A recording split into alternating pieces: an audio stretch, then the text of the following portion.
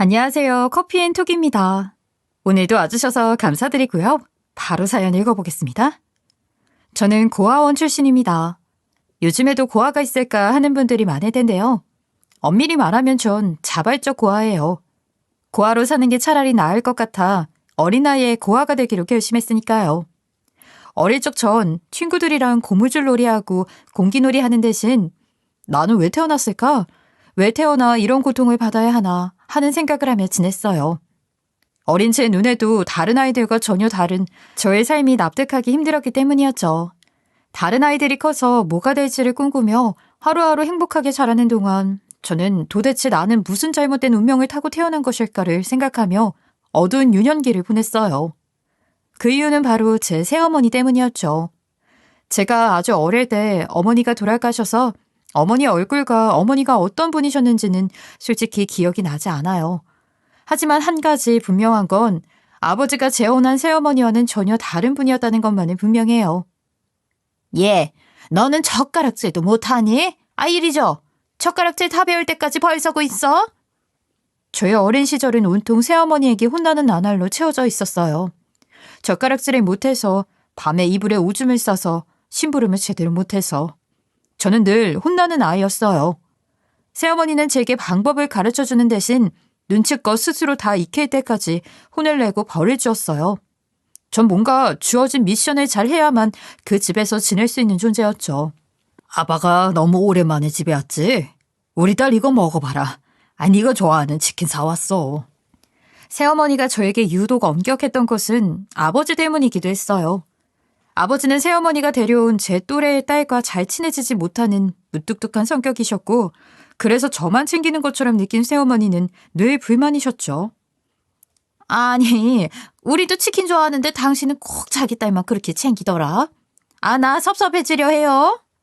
그래도 아버지 앞에선 티를 내지 않았어요. 당시 아버지가 작은 사업을 하면서 무척 바쁘셨는데 아버지가 안 계신 동안만 저에게 교육한답시고 엄하게 굴었죠. 아버지가 계실 때는 혹시나 제가 불만을 털어놓을까 봐 단둘이 절대 있지 않도록 자기 딸을 꼭 끼게 하는 등 나름의 방법을 썼어요. 야, 우리 엄마가 그러는데 넌 이제 찬밥 신세래. 엄마 없는 애들이 세상에서 제일 불쌍한 거라던데? 그니까 넌 이제 내 부하야. 우리 집에서 계속 살고 싶으면 내가 하는 말은 무조건 다 들어야 해. 알았어? 딸도 만만치 않은 성격이어서 사사건건 저를 괴롭히는 통에 정말 집이 싫었어요. 어디서 못된 것만 배워서 미운짓만 골라 하는 팥쥐 같은 아이였죠. 한 번은 아무도 모르게 제 가방에 자기 필통을 넣고 제가 훔쳐갔다고 이르는 바람에 아버지한테 크게 혼이 난 적도 있었어요. 작은 악마 같은 그 아이가 새어머니보다 미울 때가 많았죠. 그런 생활이 이어지다 보니 집이 아니라면 어디서 살아도 좋겠다는 게 제 소원이 되고 말았어요. 오늘 내가 일이 있어서 못 데려가니까 둘이서 손 붙잡고 집에 잘 와야 돼. 알았지? 자, 올 때 맛있는 거 사 먹고 조심해서 와. 그러던 어느 날 집에서 5분 거리의 학교를 꼬박꼬박 데려다주고 데리러 오던 새어머니가 일이 있다고 못 오는 일이 있었어요. 낯선 동네로 이사 온 자기 딸 때문에 등하교를 돕는 것이었지만 아버지는 아이들을 위해 헌신하는 새어머니의 모습을 참 좋게 보셨죠. 그래서 새어머니는 그 무엇보다 그것을 열심히 했어요. 정말 싫었지만 이미 엄마라는 자리를 제대로 꿰찬 여자를 어린 제가 바꿀 수는 없는 노릇이었어요. 그런데 그날은 데리러 못 온다니 얼마나 기뻤겠어요? 그래서 저 나름 앙큼한 계획을 세웠죠. 엄마가 돈 준 걸로 우리 아이스크림 사 먹을까? 저기 큰 길까지 가면 큰 마트 있잖아. 거기로 가자. 새어머니의 딸은 모르는 길을 가기 싫어 망설이는 눈치였지만 그곳에는 TV 광고에서만 보던 회오리바도 있다고 하니 금세 따라 나섰어요. 그리고 그 애가 정신을 못 차리는 사이에 저 혼자 마트를 빠져나왔죠. 집에서 멀지 않은 곳이니 어른들의 도움을 받아 금세 집을 찾을 수 있을 것이니 그 아이 걱정은 되지 않았어요. 작디 작은 두 발로 저는 정신없이 뛰고 또 뛰었어요. 그 애가 곧 집으로 가 새어머니에게 이르면 금방 어른들이 찾으러 올 테니까요. 큰 길을 따라 정처 없이 걷다가 산을 넘기도 하고 냇가를 건너기도 했는데 어둑어둑한 저녁이 되자 너무 배가 고프고 다리가 아파 길에 주저앉고 말았어요. 그때 절 누군가 발견해 신고했고 눈을 떠보니 경찰서였어요. 경찰 아저씨가 집이 어디냐, 아버지 이름이 무엇냐고 물었지만 제가 끝까지 말을 안 하고 버티자 저는 결국 신원 미상으로 보호소를 거쳐 보육원으로 보내졌어요. 사실 저는 그 당시 집 주소와 전화번호를 생생하게 기억하고 있었어요. 그걸 말하면 바로 집으로 돌아가야 했기에 전 아무 말도 하지 않은 것뿐이었죠. 손에 쥔 거 그거 목걸이니? 내가 깨끗이 닦아줄 테니까 이리 줘. 너무 그렇게 꽉 쥐고 있으면 손이 아파. 그때 저는 손에 목걸이를 꼭 쥐고 있었어요. 집에서 가져온 건데 엄마가 생전에 차시던 목걸이였죠. 아빠 서재의 작은 상자 속에 있던 걸 놀다가 발견했는데 새어머니가 뺏을까봐 본능적으로 그걸 숨겨왔었어요.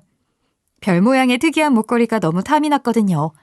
그리고 그 목걸이 하나를 달랑 들고 집을 나온 거였어요. 제가 끝까지 버티고 주먹을 쥔 채 손을 펼치지 않자 원장님은 포기하고 그냥 두셨다고 해요. 그렇게 며칠이나 저는 손을 펴지 않았다고 하죠.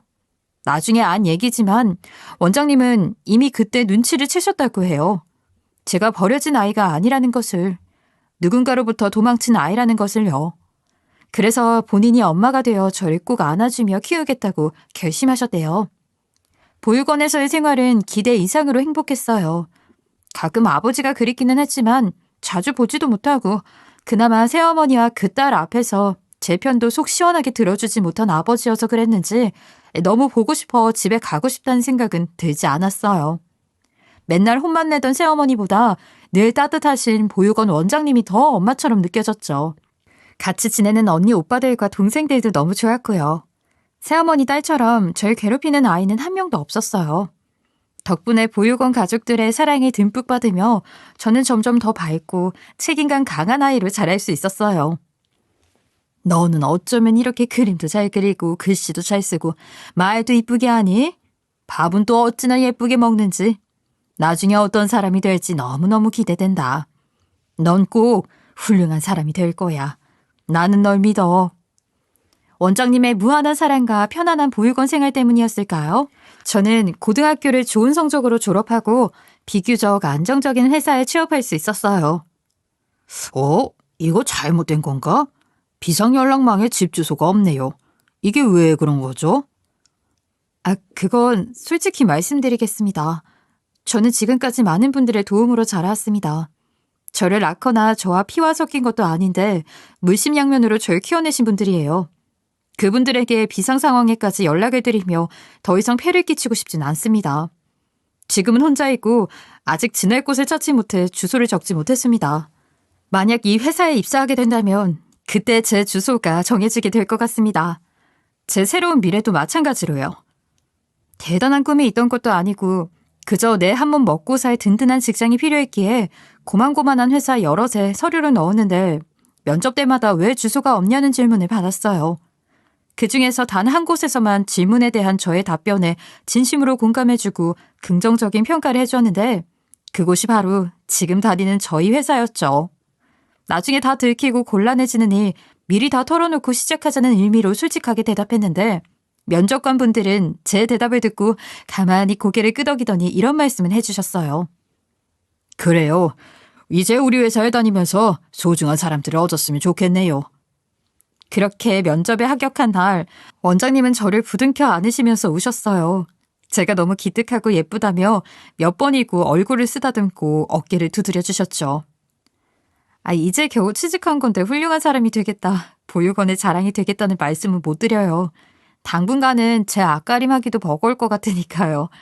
하지만 이거 하나는 꼭 약속하고 떠날게요. 여기 아이들이 매일 간식으로 먹는 빵 하나, 그림 그릴 때 쓰는 색연필 하나까지 모두 후원품이라는 거 알아요. 어릴 때는 보육원이니까 당연히 그렇겠지 했는데 커서 제 인생을 책임질 나이가 되다 보니까 그런 것들이 아무나 할 수 없는 일이라는 걸 알게 됐어요. 저 키워주신 거 보답하기 위해서라도 제가 번 돈 일부는 꼭 돌려드리고 싶어요. 이제 제가 후원자가 되고 싶어요. 아주 작은 후원자이겠지만요. 원장님은 뜨거운 눈물을 흘리며 제 손을 꼭 잡아주셨어요.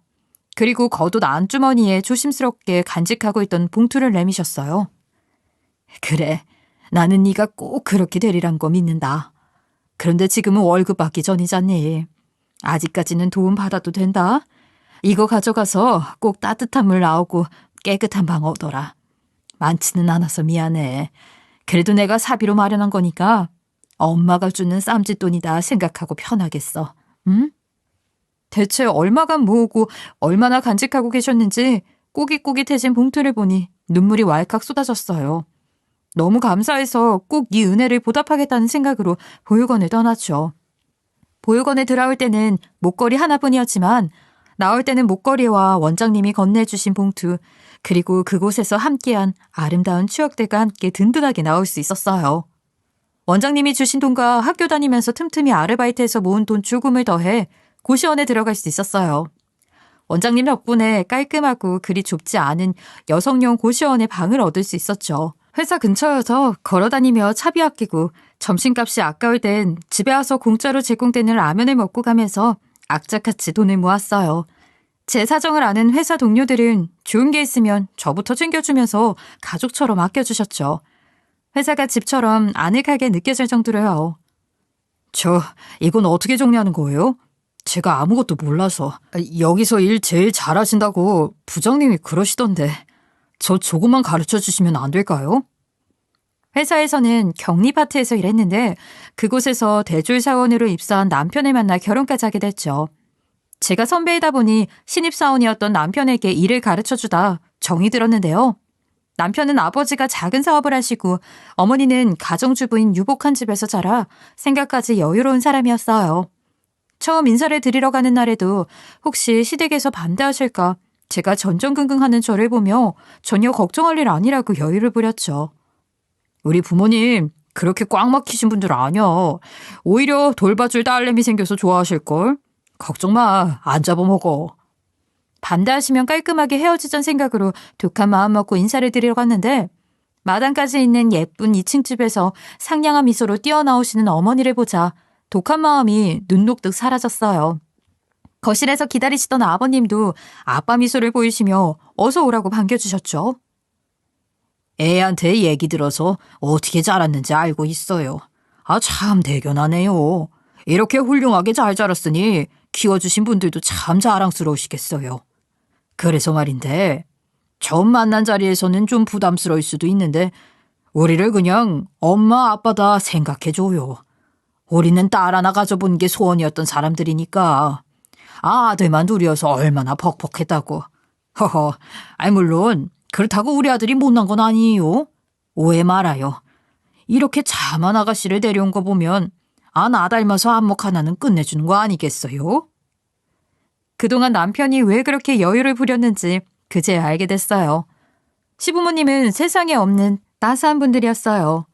이렇게 예쁜 집에 이렇게 따뜻한 분들과 함께 살 수 있다니 그동안 힘겨웠던 제 인생이 한순간에 보상받는 기분이었죠. 그렇게 저는 결혼을 했고 시부모님과 함께 살게 됐어요. 어머니가 도와주셔서 다니던 회사도 계속 다니고 보육원에 조금씩 후원도 이어갈 수 있었죠. 모든 게 꿈만 같았어요. 시부모님은 정말 딸처럼 저를 대해주셨고 때로는 저도 정말 시부모님이 친부모처럼 느껴졌어요. 속이 깊은 남편도 항상 제 빈자리를 채워주려고 노력했죠.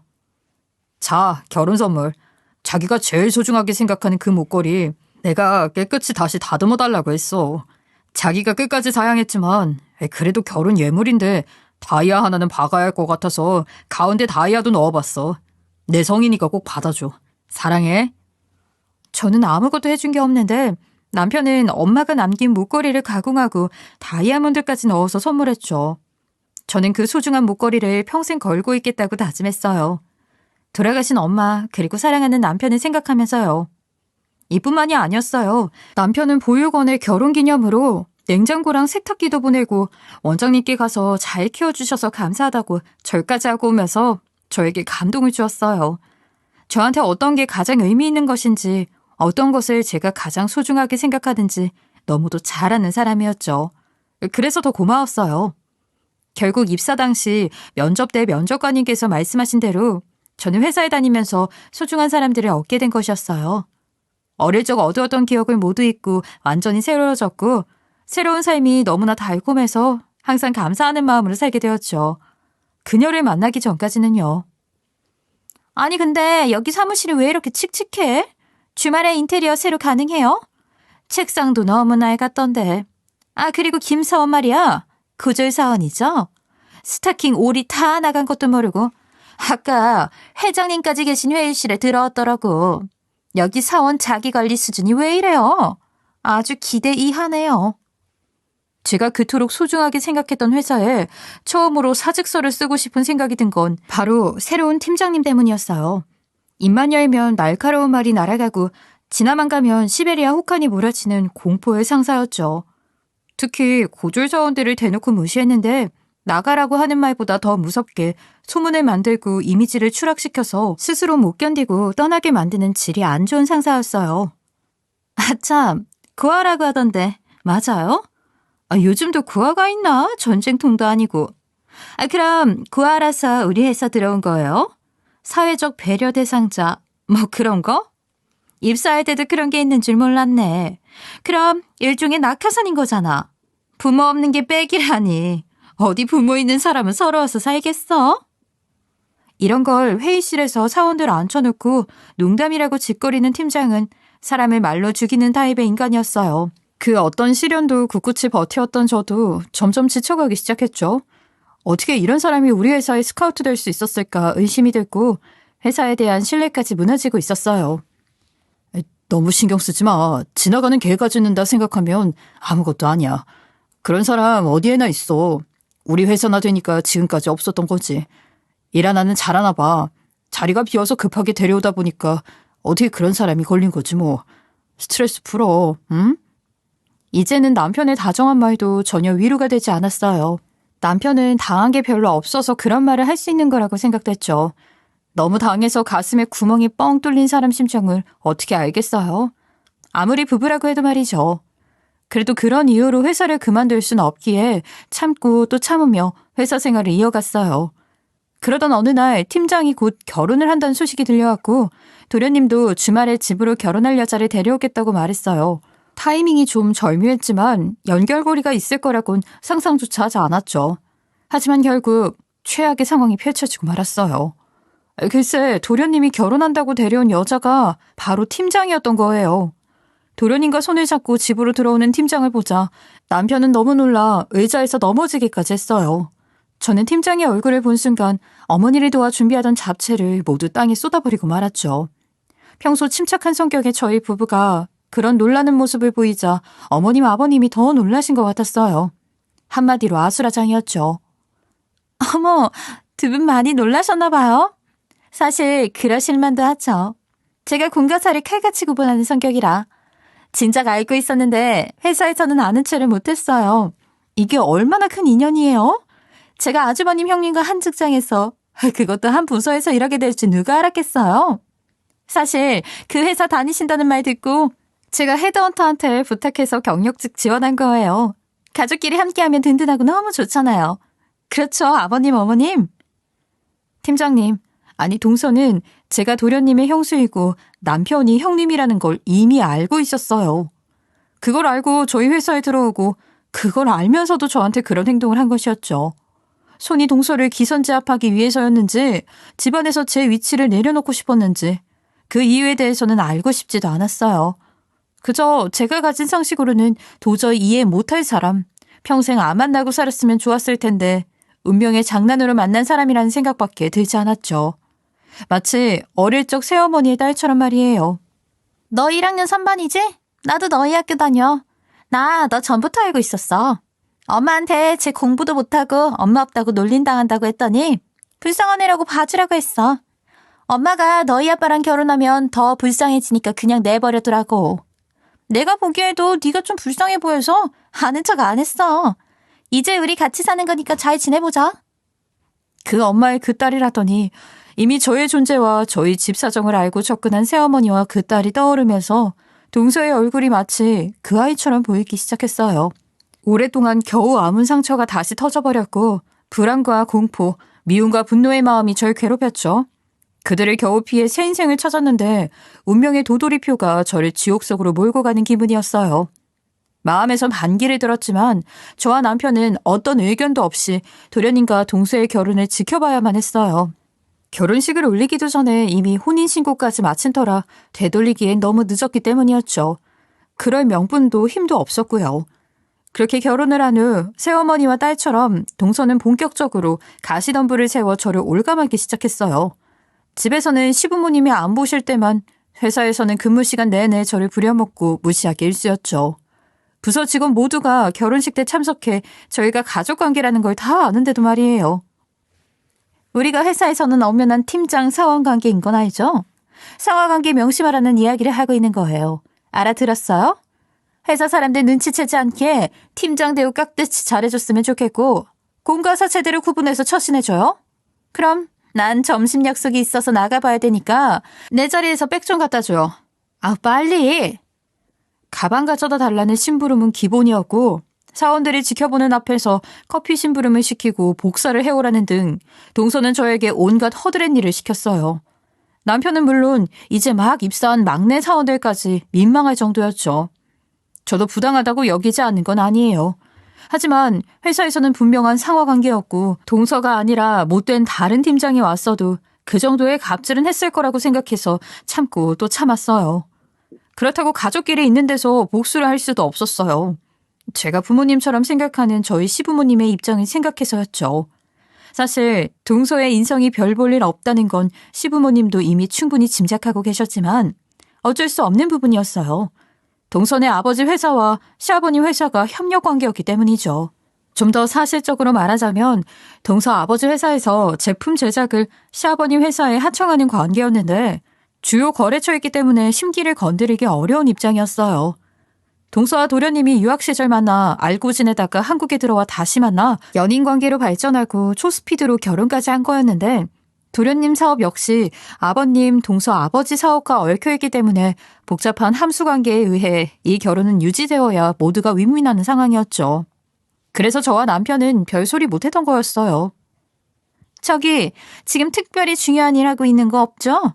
나 연관계획안 발표했잖아요. 그거 나 대신할 수 있겠어요? 네? 그건 팀장님 중요 업무인데 제가 어떻게... 내가 좀 바빠서 그래요. 우리 팀 업무는 내가 다 하고 있잖아. 다들 능력들이 달리니까. 할 일도 많은데 그것도 하려니까 내가 이 손목이 다 시큰거려서 병원에 가봐야 할 지경이에요. 그래서 좀 도와달라는데 불만 있어요? 팀장회의 때 각 팀에서 연간 계획안을 발표하는 건 매우 중요한 연례 행사인데, 그걸 저 같은 사원에게 맡기는 게 납득이 가지 않았어요. 하다 이젠 자기 고유 업무까지 저한테 맡기는 게 참기 어려웠죠. 그래서 이번엔 할 말을 해보기로 했어요. 저 팀장님이 무엇을 시키든 제가 하는 게 맞고 쭉 그렇게 해왔는데요. 이건 좀 아닌 것 같아서요. 팀 연관계획이라는 게 회장님 결재까지 이루어져야 되는 중요 보고인데 그걸 제가 어떻게 할 수 있겠어요. 저도 도와드리고 싶지만 이건 제 영역이 아닌 것 같습니다. 뭐요? 지금 나한테 발톱 세우는 거예요? 내가 퇴근 시간 다 되어가는데 일 시켰다고? 아니, 지금 누구 앞에서 이건 아닌 것 같네 영역이 어쩌네 하면서 토를 달아요? 토를! 내가 이런 얘기까지는 안 하려고 그랬는데 아버님 사업 지금 위기인 건 알고 있어요? 그래서 우리 집에서 손절하면 큰일 난다는 것도? 솔직히 고아라 시댁 지원 사격해줄 친정도 없잖아요. 나한테 이러면 안 될 텐데. 고아가 신분 상승에 시집 잘 갔으면 눈치껏 행동해야 하는 게 이치 아닌가? 세상 물정을 모르는 거야? 아니 무식한 거야? 암튼 잔말 말고 다 되면 내 자리로 갖다 놔요. 저기요. 매번 공과사 구분하라고 그렇게 강조하시는 분이 여기서 집안 얘기는 왜 하시는 거죠? 그리고 말끝마다 고아 하시는데 그게 뭐 그렇게 흠이라고 매번 족쇄라도 채우듯 올가매시려고 하는 거예요? 저도 가족들 생각해서 참을 만큼 참았어요. 이렇게 말도 안 되는 논리로 저한테 갑질하시면 저도 더 이상 참지 않겠습니다. 이 건은 못 들은 걸로 하겠습니다, 그럼. 그리고 팀장실을 나가려는데 분노에 찬 동서가 저를 향해 갑자기 책상 위에 있던 화장품 파우치를 던지더라고요. 야, 지금 뭐라고 했어?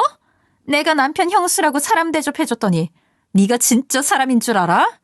잘 풀려서 며느리지. 식모나 다름없이 살 뻔한 주제. 뭐가 어쩌고 어째? 좋아, 네가 그렇게 나온다면 내가 당장 할 일 제대로 줄게. 잠깐. 거기 나가지 말고 딱 서 있어. 잠깐만. 저기 가습기 있지? 사무실에 있는 모든 가습기 물 다 채워와, 당장! 정말 어이가 없었어요.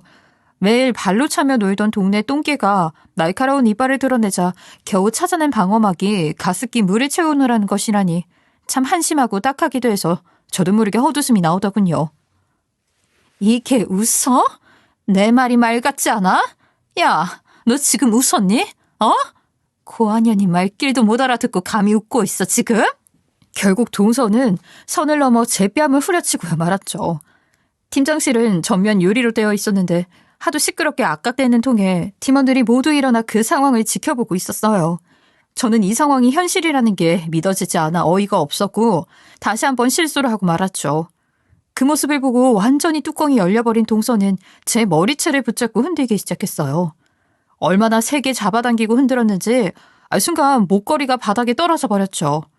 어릴 적 집에서 도망 나올 때 가지고 나온 유일한 엄마의 물건이면서 사랑하는 남편이 제게 선물해준 그 소중한 목걸이를요. 이제는 제가 뚜껑이 열려 동서를 밀쳐버리고 목걸이를 찾느라 정신이 없었어요.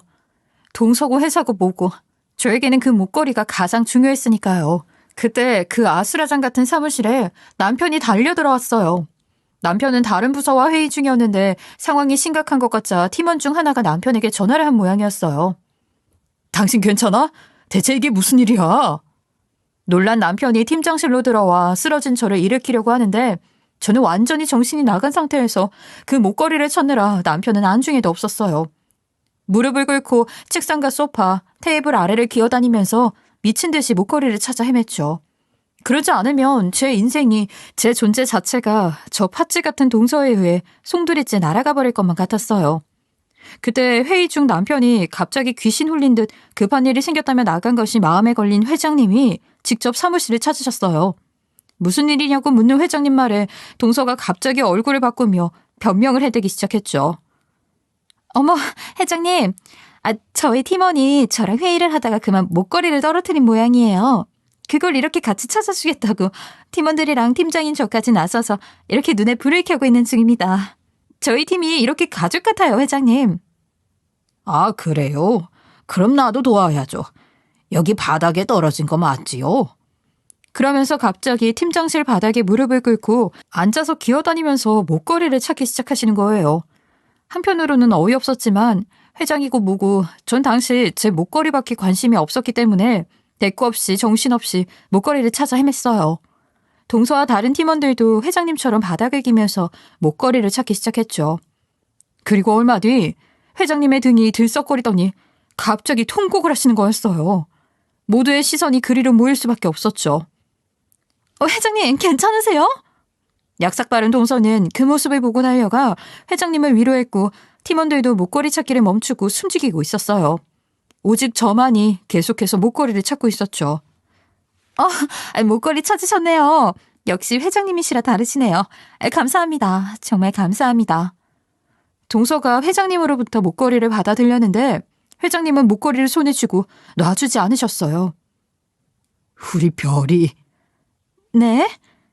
우리 별이가. 알 수 없는 말을 되뇌며 눈물을 보이던 회장님은 갑자기 저를 돌아보셨고 제 얼굴을 보더니 거의 쓰러질 듯 통곡하기 시작하셨어요. 너. 회장님, 왜 그러세요? 저희 팀원이에요. 저희 팀원이 무슨 잘못이라도? 뭐? 우리 회사 직원이라고? 그게 사실이에요? 이 목걸이 주인이 맞아요? 네, 제 거예요.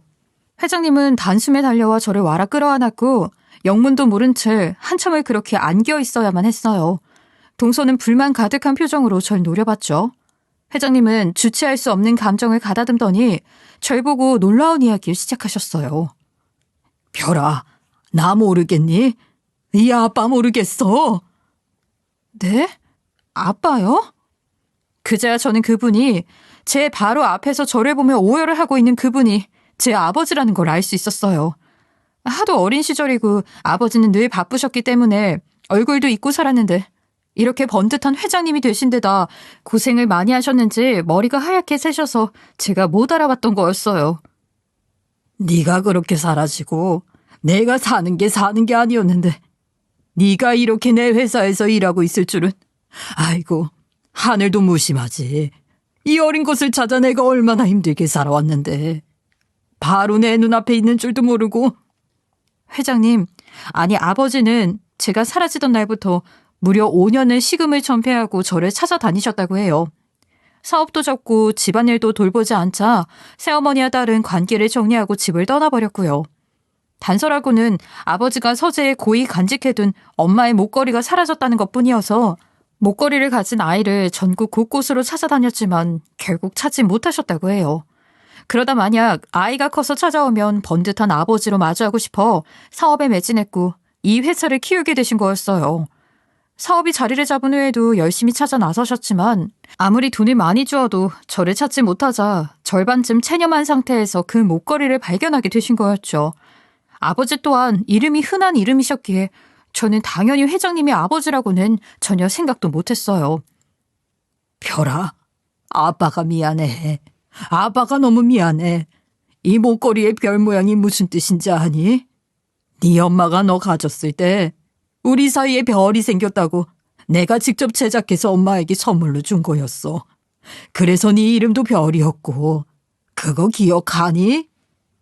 아버지의 이야기를 듣자 어릴 적 아빠가 들려주시던 별 목걸이 사연이 생각났고 저 역시 다리가 풀릴 정도로 오열하며 주저앉고 말았어요. 그동안 억지로 잊고 살아왔던 소중한 제 어린 시절, 그리고 아버지에 대한 감정이 폭발하고 말았어요. 이름도 바꾸고 집 주소랑 전화번호도 절대 말 안 하고 살았으니 어떻게 저를 찾으실 수 있었겠어요. 어린 마음에 집이 너무 싫어서, 새엄마랑 그 딸이 너무 싫어서 죄송해요, 아빠. 죄송해요. 저를 용서해 주세요. 그렇게 아버지와 저는 전 팀원이 지켜보는 가운데 부둥켜 안고 한참을 울었고 사연을 들은 팀원들도 함께 울었어요. 단 상상도 못한 전개에 뇌 회로가 멈춰버린 동서만은 그 자리에서 입을 꽉 다물고 꼼짝없이 서 있기만 했죠. 앞으로 어떤 일이 자신에게 일어날지 생각만 해도 지옥 그 자체였을 거예요. 이 소식은 곧 회사 안으로 퍼졌고 아버지가 저를 찾아 헤매던 사실을 알고 있던 임원들은 직접 저에게 찾아와 그동안의 사연을 들으며 격려와 용기를 주셨어요. 그중에는 제가 입사하던 때 면접관이셨던 분들도 계셨죠. 그날 이후 아버지는 저와 남편을 회장 직속 비서실로 발령내셨어요. 사내방송을 통해서 솔직한 마음을 밝히며 전 직원의 박수까지 받으시면서 말이죠. 직원 여러분, 여러분을 자식처럼 아끼고 함께 잘 먹고 잘 살자고 늘 강조해왔지만 정작 저는 자식도 잃고 평생 사람 같지 않은 삶을 살아온 사람입니다. 그런데 여러분들도 아시다시피 제가 30년 만에 금쪽 같은 자식을 찾았습니다. 그것도 우리 회사 안에서요. 직원 여러분 모두가 저희 부녀의 상봉을 축하해 주신 걸 압니다. 그래서 한 가지만 더 부탁드리고자 합니다. 남은 생애 동안만이라도 제 딸을 제 가장 가까운 곳에 두고 부녀 간의 정을 나누고자 합니다. 그래서 우리 회사에서 전례 없던 특급 인사를 할까 하는데 양해 좀 부탁드립니다. 딸을 찾은 아비의 마음을 헤아려 진심으로 잘 좀 봐주시길 부탁드립니다. 그러면서 아버지는 자리에서 일어나 90도로 직원들에게 정중히 인사했고 그 모습을 보고 눈물을 흘리는 직원까지 있었어요. 그렇게 아버지와 저는 가까이 있으면서 그동안 못했던 부녀 간의 정을 나누었죠. 저를 만난 날 아버지는 가장 먼저 시댁으로 가셔서 시부모님께 큰 절을 하며 인사를 드렸어요. 사연을 들은 시부모님은 감동의 눈물을 흘리셨고 진심으로 기뻐해 주셨죠. 그리고 그 다음 날은 저와 함께 보육원에 가서 원장님께 또 한 번 큰 절을 드렸어요. 한참을 엎드려 울먹이며 못 일어나시는 아버지를 보면서 이제는 많이 늙으신 원장님도 하염없이 눈물을 흘리셨죠. 그렇다면 동서는 어떻게 됐을까요? 처음에는 저와 남편이 동서까지 신경 쓸 겨를이 없었기에 아무 일도 일어나지 않았어요. 동서도 눈치가 있는지라 입 다물고 얌전히 지내는 통에 동서의 민낯을 아버지가 눈치채지 못하셨죠. 그런데 남편과 제가 비서실로 올라간 뒤 얼마 뒤 동서에 대한 직원들의 갑질 피해 신고가 줄줄이 회장실로 들어왔고 심지어 한 인턴 사원은 팀원들한테 막말하는 동서의 동영상을 찍어 증거자료로 제출까지 했어요. 그 속에는 물론 저도 등장했고요. 결국 동서는 스스로 짐을 싸야 했는데 마지막 출근 날은 지하 주차장에서 몰래 숨어있던 직원들이 동서를 향해 계란을 던지는 바람에 무서워서 주랭랑을 쳐 짐도 못 챙기고 떠나야 했어요. 그야말로 비참한 최후였죠. 집에서는 다행히도 쫓겨나진 않았어요. 아버지가 시아버지 회사와 독점 계약을 하는 바람에 동서 아버지 회사와의 관계가 큰 의미가 없어졌어도 남편에 의해 시부모님이 동서가 저에게 한 행동을 알게 되셨어도 그리고 그런 모습에 실망한 도련님이 동서를 대놓고 비난할 때도 시부모님은 동서를 내치진 않으셨죠. 가족이었으니까요. 다만 아버님의 따끔한 충고에 동서가 후회의 눈물을 흘리긴 했어요. 다 그네들한테 이래라 저래라 할 마음은 없다. 나도 잘못한 것도 있고. 하지만 이것만은 알아둬라. 너는 결국 그 입으로 망할 거다. 그러니까 입 조심하면서 평생 사죄하는 마음으로 살아. 그게 네 살 길이야. 이후 동서는 가족 모임이 있을 때만 조용히 와서 조용히 밥만 먹다 가는 신세가 되었고 저는 쭉 시댁에서 살면서 더 행복한 나날을 보내게 됐어요. 회사에선 든든한 아빠가, 집에서는 든든한 남편과 시부모님이 제 편이 되어주셨죠. 더 이상 바랄 게 없는 완벽한 삶이었어요. 그리고 지금은 아버지의 소원을 들어드리기 위해 준비를 하며 지내고 있답니다. 아버지가 손을 잡고 신부 입장을 하고 싶으시다고 해서 리마인드 결혼식을 준비하고 있거든요. 시부모님도 남편도 너무 좋다고 해줘서 가족과 회사 식구들을 초대해 성대한 결혼식을 할 생각이에요. 마치 축제처럼요. 물론 동서도요.